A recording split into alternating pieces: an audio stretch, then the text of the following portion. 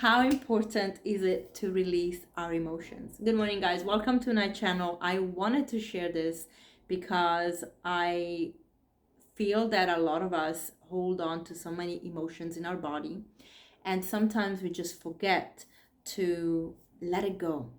And how important is it to let it go? Well, I cannot stress this enough.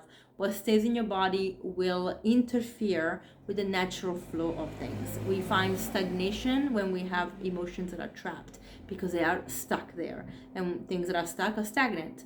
So for energy to flow through our body, whether you're looking at this from a Chinese medicine perspective or a Ayurvedic perspective or just science, you know that when there is a blockage, disease happens, right? And that can be at multi-level. It can be a spiritual disease, it can be physical, it can be mental, it can be emotional. It comes in many levels, many layers. So I can give you a story. I haven't shared the details of this, but I've been going through a lot of changes and I'm not ready to share the details. But in my personal life, I have been facing a lot of choices and changes that are happening. And one of the things that I realized and I've shared with my best friend is I cannot cry.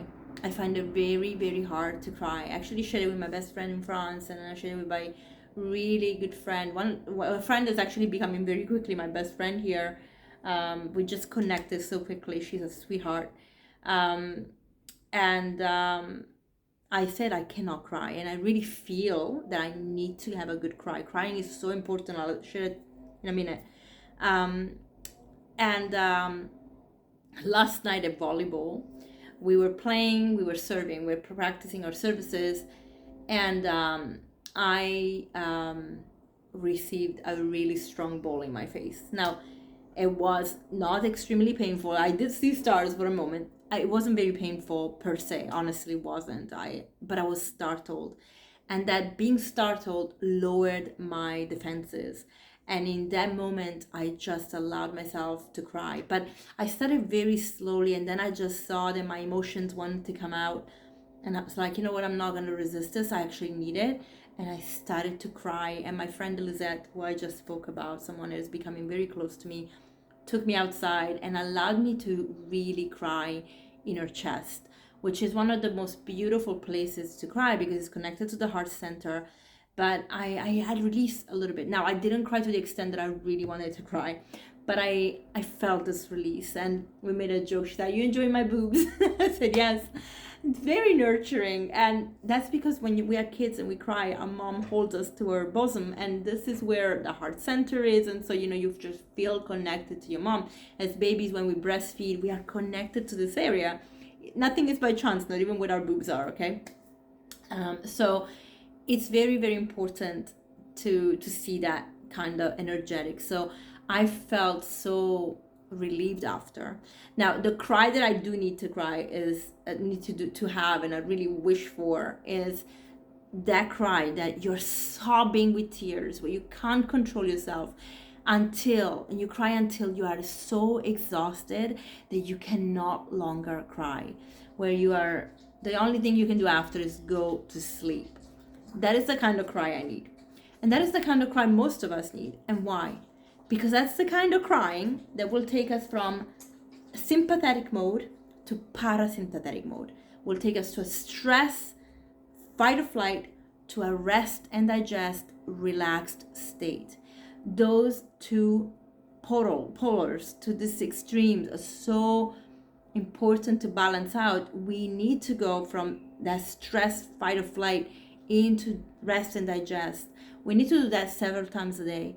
But emotionally speaking, when we are feeling overwhelmed, especially from years of holding on to these emotions, moving from one place to another, the crying is the best thing you can do. Another way to actually deal with these emotions that are trapped in our body is somatic work. Somatic work can come in the form of yoga. Feel where in your body you retain the most tension. Generally speaking, this happens on your neck, this happens on your hips, especially us women. In this beautiful area that is our portal, we can find this, locking. And to release is really important. So hip openers, twist, really opening up, expanding our chest, depending on your emotional awareness, well-being, and open up. Try to open up and let it go, release very gently with your breath. Very, very important. But going back to the crying, it is so important to cry, and we have stigmatized crying. As women, we're told when we cry, we are emotional. Being emotional is a bad thing. We are drama queens. Absolutely bullshit. We are beings in our feminine.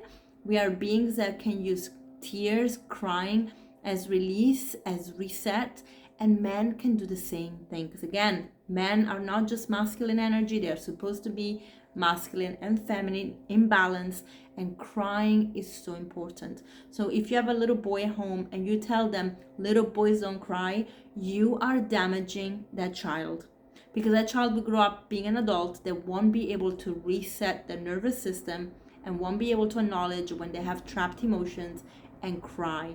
Now, I'm not saying we have to cry all the time. I am just saying that if we need a reset, crying is a beautiful thing to do.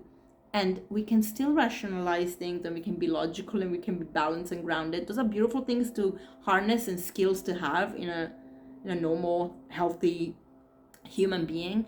But crying is important. So when we have that overload of emotions, crying can really take us from one extreme to another, and it is the most wonderful thing to do.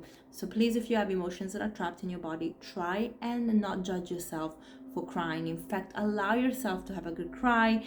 Let it happen. See how you feel after. I promise you, you will feel so much better. I hope this is helpful. Let's talk to you soon. Bye.